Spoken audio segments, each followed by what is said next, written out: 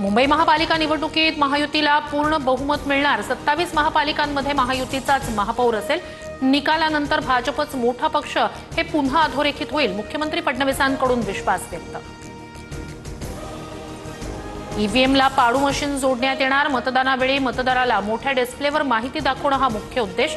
मात्र पाडू मशीन मुंबईत कुठेही सरसकट वापरलं जाणार नाही, निवडणूक आयोगाकडून स्पष्ट। ईव्हीएमला नवं मशीन जोडण्यासंबंधी आधी माहिती का दिली नाही? हा नियम विधानसभा लोकसभेला का नाही आणला? मतदानाच्या एक दिवस आधी राज ठाकरे यांचा निवडणूक आयोगावर हल्लाबोल। सिंचन घोटाळ्याच्या फाईल कोर्टात उघडल्या की अजित पवारांवरच कारवाई होईल। सिंचन घोटाळ्याची फाईल अजून बंद झालेली नाही, परिणय फुकेंची टीका। अजित पवार म्हणतात, सिंचन घोटाळ्यात आम्हीच नाही तर भाजपनेही पैसे खाल्ले। अजित पवार आणि भाजपचं राजकारण छान चाललंय, अंजली दमानी यांची टीका। मालेगावच्या दरेगाव शिवारात एमआयएम उमेदवार विशाल अहिरे यांच्या गाडीवर हल्ला। बाईकवरून येताना दगडफेक केल्याचा आरोप।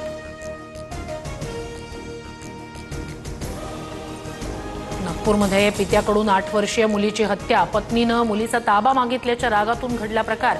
वाठोड्यातील सरोदेनगर परिसरातील घटना। आरोपी शेखर शेंद्रे अटकेत। निफाड तालुक्यातील देवगावात 2 महिन्यात 6वा बिबट्या जेरबंद। देवगावसह लगतच्या गावांना रेड झोन घोषित करत वन विभागानं तातडीनं सुविधा उपलब्ध करून देण्यासाठी ग्रामस्थ आक्रमक।